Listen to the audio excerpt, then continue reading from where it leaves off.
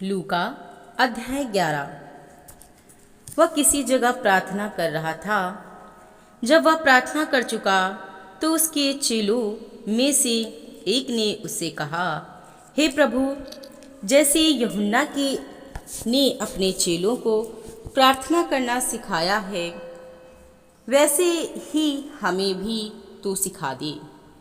उसने उनसे कहा, जब तुम प्रार्थना करो तो कहो, हे पिता, तेरा नाम पवित्र माना जाए, तेरा राज्य आए, हमारी दिन भर की रोटी हर दिन हमें दिया कर, और हमारे पापों को क्षमा कर, क्योंकि हम भी अपने हर एक अपराधी को क्षमा करते हैं, और हमें परीक्षा में ना ला। तब उसने उनसे कहा, तुम में से कौन है कि उसका एक मित्र हो और वह आधी रात को उसके पास जाकर उससे कहे, हे मित्र, मुझे 3 रोटियां दे, क्योंकि एक यात्री मित्र मेरे पास आया है और उसके आगे रखने के लिए मेरे पास कुछ नहीं है। और वह भीतर से उत्तर दे, मुझे दुख ना दे, अब तो द्वार बंद है और मेरे बालक मेरे पास बिछौने पर हैं, इसलिए मैं उठकर तुझे दे नहीं सकता। मैं तुमसे कहता हूँ, यदि उसका मित्र होने पर भी उसे उठकर ना दे, तो भी उसके लज्जा छोड़कर मांगने के कारण उसे जितनी आवश्यकता हो उतनी उठकर देगा। और मैं तुमसे कहता हूँ कि मांगो तो तुम्हें दिया जाएगा, ढूंढो तो तुम पाओगे, खटखटाओ तो तुम्हारे लिए खोला जाएगा। क्योंकि जो कोई मांगता है उसे मिलता है, और जो ढूंढता है वह पाता है, और जो खटखटाता है उसके लिए खोला जाएगा। तुम में से ऐसा कौन पिता होगा कि जब उसका पुत्र रोटी मांगे तो उसे पत्थर दे, या मछली मांगे तो मछली के बदले उसे सांप दे, या अंडा मांगे तो उसे बिच्छू दे? अतः जब तुम बुरे होकर अपने बच्चों को अच्छी वस्तुएं देना जानते हो, तो स्वर्गीय पिता अपने मांगने वालों को पवित्र आत्मा क्यों ना देगा। फिर उसने एक गूंगी दुष्टात्मा को निकाला। जब दुष्टात्मा निकल गई तो गूंगा बोलने लगा, और लोगों को अचंभा हुआ, परंतु उसने उनमें से कुछ ने कहा, यह तो बाल जबूल नामक दुष्टात्मा के प्रधान की सहायता से दुष्टात्माओं को निकालता है। और उन्हें उसकी परीक्षा करने के लिए उससे आकाश का एक चिन्ह मांगा। परंतु उसने उसके मन की बातें जानकर उनसे कहा, जिस जिस राज्य में फूट होती है वह राज्य उजड़ जाता है, और जिस जिस घर में फूट होती है वह नष्ट हो जाता है। यदि शैतान अपना ही विरोधी हो जाए तो उसका राज्य कैसे बना रहेगा? क्योंकि तुम मेरे विषय में तो कहते हो कि यह शैतान की सहायता से दुष्टात्मा निकालता है। भला यदि मैं शैतान की सहायता से दुष्टात्माओं को निकालता हूँ, तो तुम्हारी संतान किसकी सहायता से निकालते हैं? इसलिए वे ही तुम्हारा न्याय चुकाएंगे। परंतु यदि मैं परमेश्वर की सामर्थ्य से दुष्टात्माओं को निकालता हूँ, तो परमेश्वर का राज्य तुम्हारे पास आ पहुँचा है। जब बलवंत मनुष्य हथियार बांधे हुए अपने घर की रखवाली करता है तो उसकी संपत्ति बची रहती है, पर जब उससे बढ़कर कोई और बलवंत चढ़ाई करके उसे जीत लेता है तो उसके वे हथियार जिन पर उसका भरोसा था छीन लेता है, और उसकी संपत्ति लूट कर बांट देता है। जो मेरे साथ नहीं वह मेरे विरोध में है, और जो मेरे साथ नहीं बटोरता वो बिखेरता है। जब अशुद्ध आत्मा मनुष्य में से निकल जाती है तो सूखी जगहों में विश्राम ढूंढती फिरती है, और जब नहीं पाती तो कहती है, मैं अपने उसी घर में जहाँ से निकली थी लौट जाऊंगी। और आकर उसे झाड़ा बुहारा और सजा सजाया पाती है। तब वह जाकर अपने से बुरी 7 और आत्माओं को अपने साथ ले आती है, और वे उसमें बैठ कर वास करती हैं, और उस मनुष्य की पिछली दशा पहले से भी बुरी हो जाती है। जब वह ये बातें कह ही रहा था तो भीड़ में से किसी स्त्री ने ऊंचे शब्द से कहा, धन्य है वह गर्भ जिसमें तू रहा और वे स्तन जो तूने चूसे। उसने कहा, हाँ, परंतु धन्य वे हैं जो परमेश्वर का वचन सुनते और मानते हैं। जब बड़ी भीड़ इकट्ठी होती जाती थी तो वह कहने लगा, इस युग के लोग बुरे हैं, वे चिन्ह ढूंढते हैं, पर योना के चिन्ह को छोड़ कोई और चिन्ह उन्हें ना दिया जाएगा। जैसा योना निनवे के लोगों के लिए चिन्ह ठहरा, वैसा ही मनुष्य का पुत्र भी इस युग के लोगों के लिए ठहरेगा। दक्षिण की रानी न्याय के दिन इस समय के मनुष्यों के साथ उठकर उन्हें दोषी ठहराएगी, क्योंकि वह सुलेमान का ज्ञान सुनने को पृथ्वी की छोर से आई, और देखो यहाँ वह है जो सुलेमान से भी बड़ा है। निनवे के लोग न्याय के दिन इस समय के लोगों के साथ खड़े होकर उन्हें दोषी ठहराएंगे, क्योंकि उन्होंने योना का प्रचार सुनकर मन फिराया, और देखो यहाँ वह है जो योना से भी बड़ा है। कोई मनुष्य दिया जला के कलघर या पैमाने के नीचे नहीं रखता, परंतु दीवट पर रखता है कि भीतर आने वाले उजियाला पाएं। तेरे शरीर का दिया तेरी आँख है, इसलिए जब तेरी आँख निर्मल है तो तेरा सारा शरीर भी उजियाला है, परंतु जब वह बुरी है तो तेरा शरीर भी अंधेरा है। इसलिए चौकस रहना कि जो उजियाला तुझ में है वह अंधेरा ना हो जाए। इसलिए यदि तेरा सारा शरीर उजियाला हो और उसका कोई भाग अंधेरा ना रहे, तो सब का सब ऐसा उजियाला होगा जैसा उस समय होता है जब दिया अपनी चमक से तुझे उजाला देता है। जब वह बातें कर रहा था तो किसी फरीसी ने उससे विनती की कि मेरे यहाँ भोजन कर। वो भीतर जाकर भोजन करने बैठा। फरीसी को यह देखकर अचंभा हुआ कि उसने भोजन करने से पहले स्नान नहीं किया। प्रभु ने उससे कहा, हे फरीसियों, तुम कटोरे और थाली को ऊपर ऊपर से तो मांजते हो, परंतु तुम्हारे भीतर अंधेर और दुष्टता भरी है। हे निर्बुद्धियों, जिसने बाहर का भाग बनाया, क्या उसने भीतर का भाग नहीं बनाया? परंतु हाँ, भीतर वाली वस्तुओं को दान कर दो, तो देखो सब कुछ तुम्हारे लिए शुद्ध हो जाएगा। पर हे फरीसियों, तुम पर हाय, तुम पोदीने और शुदाब का और सब भांति का साग पात का 10वां अंश देते हो, परंतु न्याय को और परमेश्वर के प्रेम को टाल देते हो। चाहिए तो था कि इन्हें भी करते रहते और उन्हें भी ना छोड़ते। हे फरीसियों, तुम पर हाय, तुम आराधनालय में मुख्य आसन और बाजारों में नमस्कार चाहते हो।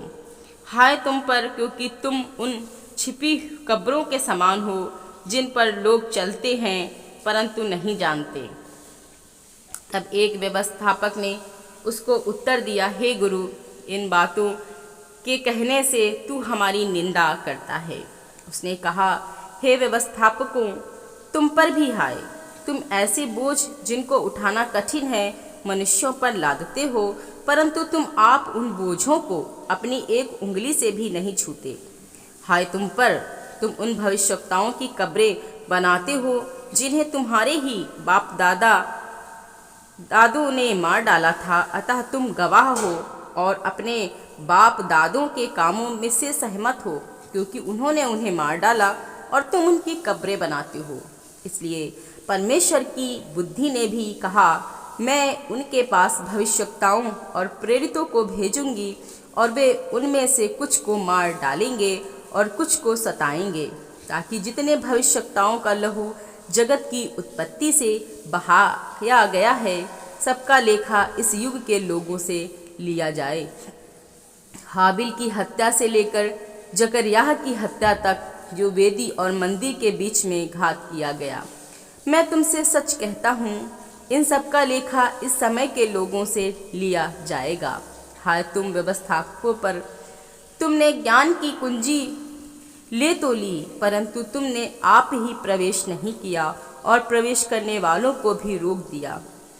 जब वो वहाँ से निकला तो शास्त्री और फरीसी बुरी तरह उसके पीछे पड़ गए और छेड़ने लगे, और वह बहुत सी बातों की चर्चा करे और घात में लगे रहे कि उसके मुंह से कोई बात पकड़े। अध्याय 12।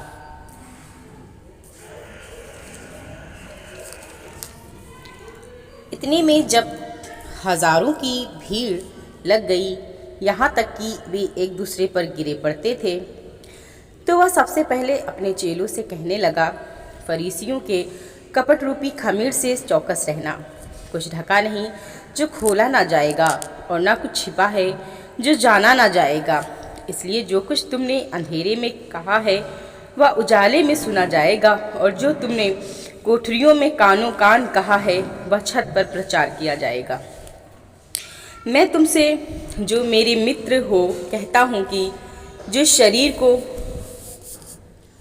घात करते हैं परंतु उसके पीछे और कुछ नहीं कर सकते, उनसे मत डरो। मैं तुम्हें चिताता हूँ कि तुम्हें किससे डरना चाहिए। घात करने के बाद जिसको नरक में डालने का अधिकार है उसी से डरो। हाँ, मैं तुमसे कहता हूँ उसी से डरो। क्या 2 पैसों की 5 गौरैया नहीं बिकती, तो भी परमेश्वर उनमें से एक को भी नहीं भूलता। तुम्हारे सिर के सब बाल भी गिने हुए हैं, इसलिए डरो नहीं, तुम बहुत गौरैयों से बढ़कर हो। मैं तुमसे कहता हूँ, जो कोई मनुष्य के सामने मुझे मान लेगा, उसे मनुष्य का पुत्र भी परमेश्वर के स्वर्गदूतों के सामने मान लेगा। परंतु जो मनुष्यों के सामने मेरा इनकार करे, उसका परमेश्वर के स्वर्गदूतों के सामने इनकार किया जाएगा। जो कोई मनुष्य के पुत्र के विरोध में कोई बात कहे, उसका वह अपराध क्षमा किया जाएगा, परंतु जो पवित्र आत्मा की निंदा करे, उसका अपराध क्षमा नहीं किया जाएगा। जो लोग तुम्हें सभाओं और हाकिमों और अधिकारियों के सामने ले जाएं, तो चिंता ना करना कि हम किस रीत से या क्या उत्तर दे या क्या कहें, क्योंकि पवित्र आत्मा उसी घड़ी तुम्हें सिखा देगा कि क्या कहना चाहिए। फिर भीड़ में से एक ने उससे कहा, हे प्रभु, हे गुरु, मेरे भाई से कहे कि पिता की संपत्ति मेरे साथ बांट ले। उसने उनसे कहा, हे मनुष्य, किसने मुझे तुम्हारा न्यायी या बंटवारा बांटने वाला नियुक्त किया है? और उसने उनसे कहा, चौकस रहो, हर प्रकार के लोभ से अपने आप को बचाए रखो, क्योंकि किसी का जीवन उसको संपत्ति की बहुतायत से नहीं होता। उसने उनसे एक दृष्टांत कहा, किसी धनवान की भूमि में बड़ी उपज हुई। तब वह अपने मन में विचार करने लगा, मैं क्या करूं, क्योंकि मेरे यहाँ जगह नहीं जहाँ अपनी उपज इत्यादि रखूं। और उसने कहा, मैं यह करूँगा, मैं अपनी बखारियाँ तोड़कर उनसे बड़ी बनाऊँगा और वहाँ अपना सब अन्न और संपत्ति रखूँगा, और अपने प्राण से कहूँगा कि प्राण, तेरे पास बहुत वर्षों के लिए बहुत संपत्ति रखी है, चैन कर खा पी सुख से रहे। परंतु परमेश्वर ने उससे कहा, हे मूर्ख, इसी रात तेरा प्राण तुझसे ले लिया जाएगा। तब जो कुछ तूने इकट्ठा किया है वह किसका होगा? ऐसा ही वह मनुष्य भी है जो अपने लिए धन बटोरता है, परंतु परमेश्वर की दृष्टि में धनी नहीं। फिर उसने अपने चेलों से कहा, इसलिए मैं तुमसे कहता हूँ, अपने प्राण की चिंता ना करो कि हम क्या खाएंगे, ना अपने शरीर की कि क्या पहनेंगे, क्योंकि भोजन से प्राण और वस्त्र से शरीर बढ़कर है। कौवों पर ध्यान दो कि वे ना बोते हैं, ना काटते हैं, ना उनके भंडार और ना खत्ता होता है, तो भी परमेश्वर उन्हें पालता है। तुम्हारा मूल्य पक्षियों से कहीं अधिक है। तुम में से ऐसा कौन है जो चिंता करने से अपनी आयु की एक घड़ी भी बढ़ा सकता है? इसलिए यदि तुम सबसे छोटा काम भी नहीं कर सकते, तो और बातों के लिए क्यों चिंता करते हो? शोषणों के पेड़ों पर ध्यान करो कि वे कैसे बढ़ते हैं। वे ना परिश्रम करते ना काटते हैं, तो भी मैं तुमसे कहता हूँ कि सुलेमान भी अपने सारे वैभव में उनमें से किसी एक के समान वस्त्र पहने हुए ना था। इसलिए यदि परमेश्वर मैदान की घास को, जो आज है और कल भाड़ में झोंकी जाएगी, ऐसा पहनाता है, तो हे अल्पविश्वासियों, वह तुम्हें क्यों ना पहनाएगा। और तुम इस बात की खोज में ना रहो कि क्या खाएंगे, क्या पिएंगे, और न संदेह करो, क्योंकि संसार की जातियां इन सब वस्तुओं की खोज में रहती हैं, और तुम्हारा पिता जानता है कि तुम्हें इन वस्तुओं की आवश्यकता है, परंतु उसके राज्य की खोज में रहो तो ये वस्तुएं भी तुम्हें मिल जाएंगी। हे छोटी झुंड, मत डर, क्योंकि तुम्हारे पिता को यह भाया कि तुम्हें राज्य दे। अपनी संपत्ति बेचकर दान कर दो और अपने लिए ऐसे बटुए बनाओ जो पुराने नहीं होते, अर्थात स्वर्ग का ऐसा धन इकट्ठा करो जो घटता नहीं और जिसके निकट चोर नहीं जाता, कीड़ा नहीं बिगाड़ता, क्योंकि जहाँ तुम्हारा धन है वहाँ तुम्हारा मन भी लगा रहेगा। तुम्हारी कमरे बंद ही रहें और तुम्हारे दिए जलते रहें, और तुम उन मनुष्यों के समान बनो जो अपने स्वामी की बाट देख रहे हों कि वह विवाह से कब लौटेगा, और जब वह आकर द्वार खटखटाए तो तुरंत उसके लिए खोल दें। धन्य है वे दास जिन्हें स्वामी आकर जागते पाए। मैं तुमसे सच कहता हूँ कि वह कमर बांधकर उन्हें भोजन करने को बैठाएगा और पास आकर उनकी सेवा करेगा। यदि वह रात के दूसरे पहर या तीसरे पहर में आकर उन्हें जागते पाए तो वे दास धन्य हैं। परंतु तुम यह जान रखो कि यदि घर का स्वामी जानता कि चोर किस घड़ी आएगा तो जागता रहता और अपने घर में सेंध लगने ना देता। तुम भी तैयार रहो, क्योंकि जिस घड़ी तुम सोचते भी नहीं उसी घड़ी मनुष्य का पुत्र आ जाएगा। तब पतरस ने कहा, हे प्रभु, क्या यह दृष्टांत तू हम ही से या सबसे कहता है? प्रभु ने कहा, वह विश्वास योग्य और बुद्धिमान भंडारी कौन है जिसका स्वामी उसे नौकर चाकर पर सरदार ठहराए कि उन्हें समय पर भोजन सामग्री दे। धन्य है वह दास जिसे उसका स्वामी आकर ऐसा ही करते पाए। मैं तुमसे सच कहता हूँ कि उसे अपनी सब संपत्ति पर अधिकारी ठहराएगा। परंतु यदि वह दास सोचने लगे कि मेरा स्वामी आने में देर कर रहा है और दासों और दासियों को मारने पीटने लगे और खाने पीने और पियक्कड़ होने लगे, तो उस दास का स्वामी ऐसे दिन वह उसकी बाट जोहता ना रहे, और ऐसे घड़ी जिसे वह जानता ना हो आएगा और उसे भारी दंड देकर उसका भाग अविश्वासियों के साथ ठहराएगा। वह दास जो अपने स्वामी की इच्छा जानता था और तैयार ना रहा और ना उसकी इच्छा के अनुसार चला, बहुत मार खाएगा। परंतु जो नहीं जानकर मार खाने के योग्य काम करे वह थोड़ी मार खाएगा। इसलिए जिसे बहुत दिया गया है उससे बहुत मांगा जाएगा, और जिसे बहुत सौंपा गया है उससे बहुत लिया जाएगा।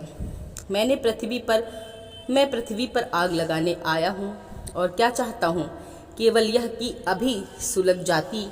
मुझे तो एक बपतिस्मा लेना है, और जब तक वह ना हो ले तब तक मैं कैसी व्यथा में रहूँगा। क्या तुम समझते हो कि मैं पृथ्वी पर मिलाप कराने आया हूँ? मैं तुमसे कहता हूँ नहीं, वरन अलग कराने आया हूँ। क्योंकि अब से एक घर में 5 जन आपस में विरोध रखेंगे, और 3 2 से और 2 3 से, पिता पुत्र से और पुत्र पिता से विरोध रखेगा, माँ बेटी से और बेटी माँ से, सास बहू से और बहू सास से विरोध रखेगी। उसने भीड़ में से कहा, जब तुम बादल को पश्चिम से उठते देखते हो तो तुरंत कहते हो कि वर्षा होगी, और ऐसा ही होता है। और जब दक्षिणी हवा चलती देखते हो तो कहते हो लूह चलेगी, और ऐसा ही होता है। हे कपटियों, तुम धरती और आकाश के रूप रंग में भेद कर सकते हो, परंतु इस युग के विषय में क्यों भेद करना नहीं जानते? तुम आप ही निर्णय क्यों नहीं कर लेते? उचित क्या है? जब तू अपने मुद्दई के साथ हाकिम के पास जा रहा है तो मार्ग ही में उससे छूटने का यत्न कर ले। ऐसा ना हो कि वह तुझे न्यायी के पास खींच ले जाए और न्यायी तुझे सिपाही को सौंपे और सिपाही तुझे बंदी गृह में डाल दे। मैं तुमसे कहता हूँ कि जब तक तू दमड़ी दमड़ी भर ना देगा तब तक वहाँ से छूटने ना पाएगा। अध्याय 13। उस समय कुछ लोग आ पहुँचे और उससे उन गलीलियों की चर्चा करने लगे जिनका लहू पिलातुस ने उन्हीं के बलिदानों के साथ मिलाया था। यह सुन उसने उनसे उत्तर में यह कहा, क्या तुम समझती हो कि ये गलीली और सब गलीलियों से अधिक पापी थे कि उन पर ऐसी विपत्ति पड़ी? मैं तुमसे कहता हूँ कि नहीं, परंतु यदि तुम मन ना फिराओगे तो तुम सब भी इसी रीति से नष्ट होगे। या क्या तुम समझते हो कि वे 18 जन जिन पर सीलो का गुम्मट गिरा और वे दबकर मर गए। यरूशलेम के और सब रहने वालों से अधिक अपराधी थे, मैं तुमसे कहता हूँ कि नहीं। परंतु यदि तुम मन ना फिराओगे तो तुम सब भी इसी रीति से नष्ट होगे। फिर उसने यह दृष्टांत भी कहा, किसी की अंगूर की बारी में एक अंजीर का पेड़ लगा हुआ था। वह उसमें फल ढूंढने आया परंतु ना पाया। तब उसने बारी के रखवाले से कहा, देख 3 वर्ष से मैं इस अंजीर के पेड़ में फल ढूंढने आया हूँ परंतु नहीं पाता। इसे काट डाल कि यह भूमि को भी क्यों रोके रहे। उसने उत्तर दिया, हे स्वामी, इसे इस वर्ष और रहने दे कि मैं इसके चारों ओर खोद कर खाद डालूं। यदि आगे को फले तो भला, नहीं तो उसे काट डालना। सप्त के दिन वह एक आराधनालय में उपदेश कर रहा था। वहाँ एक स्त्री थी जिसे 18 वर्ष से एक दुर्बल करने वाली दुष्ट आत्मा लगी थी और वह कुबड़ी हो गई थी और किसी रीति से सीधी नहीं हो सकती थी। यीशु ने उसे देखकर बुलाया और कहा, हे नारी, तू अपनी दुर्बलता से छूट गई। तब उसने उस पर हाथ रखे और वह तुरंत सीधी हो गई और परमेश्वर की बड़ाई करने लगी, इसलिए कि यीशु ने सप्त के दिन उसे अच्छा किया था। आराधनालय का सरदार रिसियाकर लोगों से कहने लगा, 6 दिन हैं जिनमें काम करना चाहिए, अतः उन्हीं दिनों में आकर चंगे हों, परंतु सप्त के दिन में नहीं। यह सुनकर प्रभु ने उत्तर दिया, हे कपटियों, क्या सप्त के दिन तुम में से हर एक अपने बैल या गधे को थान से खोलकर पानी पिलाने नहीं ले जाता? तो क्या उचित ना था यह स्त्री जो अब्राहम की बेटी है, जिसे शैतान ने 18 वर्ष से बांध रखा था, सप्त के दिन इस बंधन से छुड़ाई जाती? जब उसने ये बातें कही तो उसके सब विरोधी लज्जित हो गए और सारी भीड़ उन महिमा के कामों से जो वह करता था आनंदित हुई। फिर उसने कहा, परमेश्वर का राज्य किसके समान है और मैं उसकी उपमा किससे दूं? वह राई के एक दाने के समान है जिसे किसी मनुष्य ने लेकर अपनी बारी में बोया और वह बढ़कर पेड़ हो गया और आकाश के पक्षियों ने उसकी डालियों पर बसेरा किया। उसने फिर कहा, मैं परमेश्वर का राज्य की उपमा किससे दूं? वो खमीर के समान है जिसको किसी स्त्री ने लेकर 3 पसेरी आटे में मिलाया और होते होते सब आटा खमीर हो गया। वह नगर नगर और गांव गांव होकर उपदेश करता हुआ यरूशलेम की ओर जा रहा था, तो किसी ने उससे पूछा, हे प्रभु, क्या उद्धार पाने वाले थोड़े हैं? उसने उनसे कहा, सकेत द्वार से प्रवेश करने का यत्न करो, क्योंकि मैं तुमसे कहता हूँ कि बहुत से प्रवेश करना चाहेंगे और ना कर सकेंगे। जब घर का स्वामी उठकर द्वार बंद कर चुका हो और तुम बाहर खड़े हुए द्वार खटखटाकर कहने लगो, हे प्रभु, हमारे लिए द्वार खोल दे, और वह उत्तर दे, मैं तुम्हें नहीं जानता, तुम कहाँ के हो? तब तुम कहने लगोगे, हमने तेरे सामने खाया पिया और तूने हमारे बाजारों में उपदेश किया। परंतु वो कहेगा, मैं तुमसे कहता हूँ, मैं नहीं जानता, तुम कहाँ के हो? हे कुकर्म करने वाले, तुम सब मुझसे दूर हो। वहाँ रोना और दांत पीसना होगा जब तुम अब्राहम और इसहाक और याकूब और सब भविष्यवक्ताओं को परमेश्वर के राज्य में बैठे और आपको बाहर निकाले हुए देखो, और पूरब और पश्चिम, उत्तर और दक्षिण के लोग आकर परमेश्वर के राज्य के भोज में भागी होंगे। और देखो, कुछ पिछले हैं जो पहले होंगे और कुछ जो पहले हैं वे पिछले होंगे। उसी घड़ी कुछ फरीसियों ने आकर उससे कहा, यहाँ से निकल कर चला जा, क्योंकि हेरोदेस तुझे मार डालना चाहता है। उसने उनसे कहा, जाकर उस लोमड़ी से कह दो कि देख, मैं आज और कल दुष्ट आत्माओं को निकालता और बीमारों को चंगा करता हूँ, और तीसरे दिन अपना कार्य पूरा करूँगा। तो भी मुझे आज और कल और परसों चलना अवश्य है, क्योंकि हो नहीं सकता कि कोई भविष्यवक्ता यरूशलेम के बाहर मारा जाए। हे यरूशलेम, तू जो भविष्यवक्ताओं को मार डालता है और जो तेरे पास भेजे गए उन पर पथराव करता है। कितनी ही बार मैंने यह चाहा कि जैसे मुर्गी अपने बच्चों को अपने पंखों की नीचे इकट्ठा करती है, वैसे ही मैं भी तेरे बालकों को इकट्ठा करूं, पर तुमने यह न चाहा। देखो, तुम्हारा घर तुम्हारे लिए उजाड़ छोड़ा जाता है, और मैं तुमसे कहता हूँ, जब तक तुम ना कहोगे, धन्य है वह जो प्रभु के नाम से आता है, तब तक तुम मुझे फिर कभी ना देखोगे। अध्याय 14। फिर वह सब्त के दिन फरीसियों के सरदारों में से किसी के घर रोटी खाने गया और वे उसकी घात में थे। वहाँ एक मनुष्य उसके सामने था जिसे जलंधर का रोग था। इस पर यीशु ने व्यवस्थापकों और फरीसियों से कहा, क्या सब्त के दिन अच्छा करना उचित है या नहीं? परंतु वे चुपचाप रहे। तब उसने उसे छूकर चंगा किया और जाने दिया और उनसे कहा, तुम में से ऐसा कौन है जिसका गदहा या बैल कुएं में गिर जाए और वह सब्त के दिन उसे तुरंत बाहर ना निकाले? वे इन बातों का कुछ उत्तर ना दे सके। जब उसने देखा कि आमंत्रित लोग कैसे मुख्य मुख्य जगहें चुन लेते हैं, तो एक दृष्टांत देकर उनसे कहा, जब कोई तुझे विवाह में बुलाए तो मुख्य जगह में ना बैठना।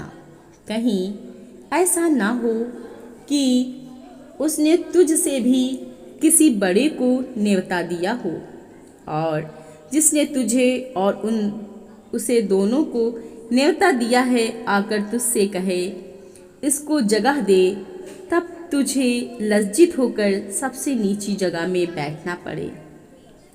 पर जब तू बुलाया जाए तो सबसे नीची जगह जा बैठ के जब वह जिसने तुझे न्योता दिया है आए तो तुझसे कहे, हे मित्र आगे बढ़कर बैठ, तब तेरे साथ बैठने वालों के सामने तेरी बड़ाई होगी। क्योंकि जो कोई अपने आप को बड़ा बनाएगा वह छोटा किया जाएगा, और जो कोई अपने आप को छोटा बनाएगा वह बड़ा किया जाएगा। तब उसने अपने न्योता देने वाले से भी कहा, जब तू दिन या रात को भोज करे तो अपने मित्रों या भाइयों या कुटुंबियों या धनवान पड़ोसियों को ना बुलाना, कहीं ऐसा ना हो कि वे भी तुझे न्योता दें और तेरा बदला हो जाए। परंतु जब तू भोज करे तो कंगालों, टुंडों, लंगड़ों और अंधों को बुला, तब तू धन्य होगा, क्योंकि उनके पास तुझे बदला देने को कुछ नहीं, परंतु तुझे धर्मियों के जी उठने पर इसका प्रतिफल मिलेगा। उसके साथ भोजन करने वालों में से एक ने ये बातें सुनकर उससे कहा, धन्य है वह जो परमेश्वर के राज्य में रोटी खाएगा।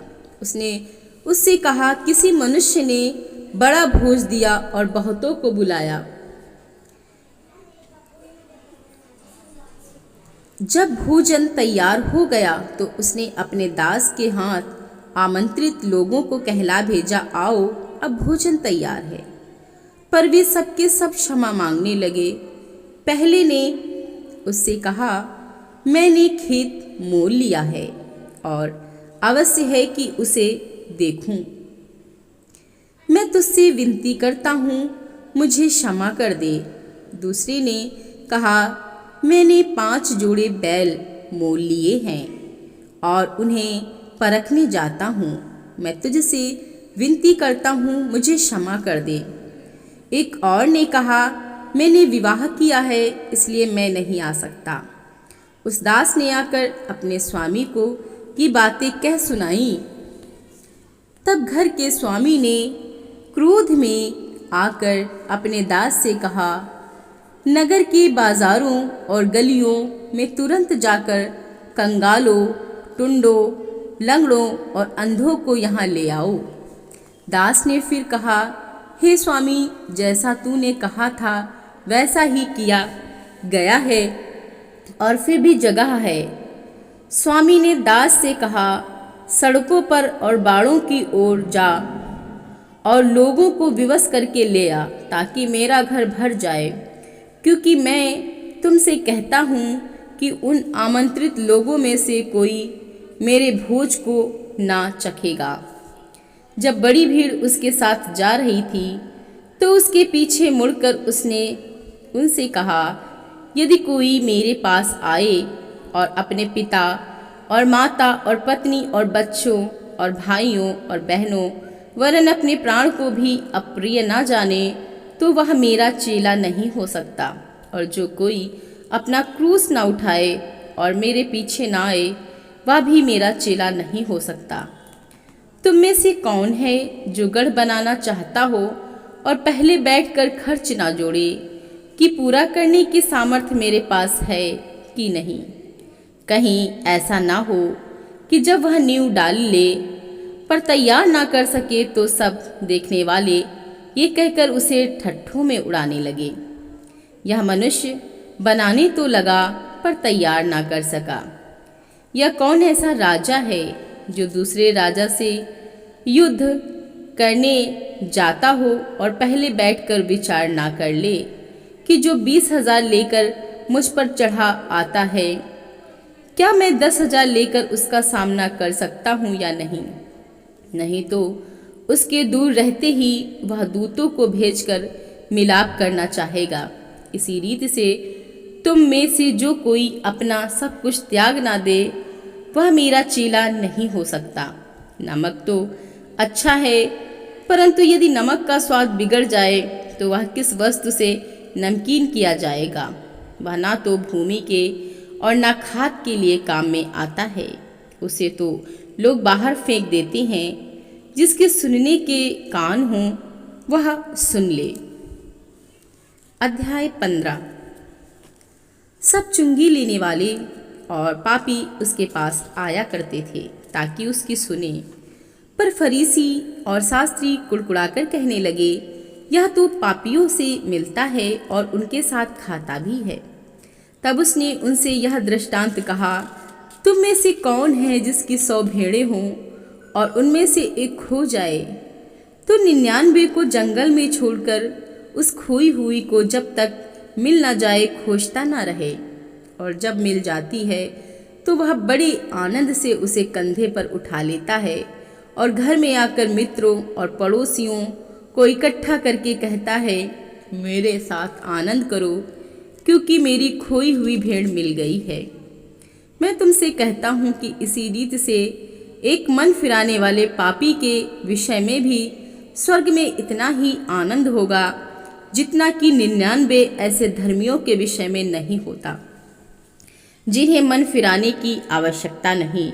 या कौन ऐसी स्त्री होगी जिसके पास 10 सिक्के हों और उनमें से एक खो जाए तो वह दिया जलाकर और घर झाड़ बुहार कर जब तक मिल ना जाए जी लगाकर खोजती ना रहे? और जब मिल जाता है तो वह अपनी सखियों और पड़ोसनियों को इकट्ठा करके कहती है, मेरे साथ आनंद करो क्योंकि मेरा खोया हुआ सिक्का मिल गया है। मैं तुमसे कहता हूँ इसी रीति से एक मन फिराने वाले पापी के विषय में परमेश्वर के स्वर्गदूतों के सामने आनंद होता है। फिर उसने कहा, किसी मनुष्य के 2 पुत्र थे। उनमें से छोटे ने पिता से कहा, हे पिता, संपत्ति में से जो भाग मेरा हो वह मुझे दे दीजिए। उसने उनको अपनी संपत्ति बांट दी। बहुत दिन ना बीते थे कि छोटा पुत्र सब कुछ इकट्ठा करके दूर देश को चला गया और वहां कुकर्म में अपनी संपत्ति उड़ा दी। जब वह सब कुछ खर्च कर चुका तो उस देश में बड़ा अकाल पड़ा और वह कंगाल हो गया। इसलिए वह उस देश के निवासियों में से एक के यहाँ जा पड़ा। उसने उसे अपने खेतों में सुअर चराने के लिए भेजा और वह चाहता था कि उन फलियों से जिन्हें सुअर खाते थे अपना पेट भरे, और उसे कोई कुछ नहीं देता था। जब वह अपने आपे में आया तब कहने लगा, मेरे पिता के कितने ही मजदूरों को भोजन से अधिक रोटी मिलती है और मैं यहाँ भूखा मर रहा हूँ। मैं अब उठकर अपने पिता के पास जाऊंगा और उससे कहूंगा कि पिताजी, मैंने स्वर्ग के विरोध में और तेरी दृष्टि में पाप किया है। अब इस योग्य नहीं रहा कि तेरा पुत्र कहलाऊं। मुझे अपने एक मजदूर के समान रख ले। तब वह उठकर अपने पिता के पास चला। वह अभी दूर ही था कि उसके पिता ने उसे देखकर तरस खाया और दौड़कर उसे गले लगाया और बहुत चूमा। पुत्र ने उससे कहा, पिताजी, मैंने स्वर्ग के विरोध में और तेरी दृष्टि में पाप किया है और अब इस योग्य नहीं रहा कि तेरा पुत्र कहलाऊं। परंतु पिता ने अपने दासों से कहा, झट अच्छे से अच्छा वस्त्र निकालकर उसे पहनाओ और उसके हाथ में अंगूठी और पाँव में जूतियां पहनाओ और पला हुआ बछड़ा लाकर मारो, ताकि हम खाएं और आनंद मनाएं, क्योंकि मेरा यह पुत्र मर गया था फिर जी गया है, खो गया था अब मिल गया है। और वे आनंद करने लगे।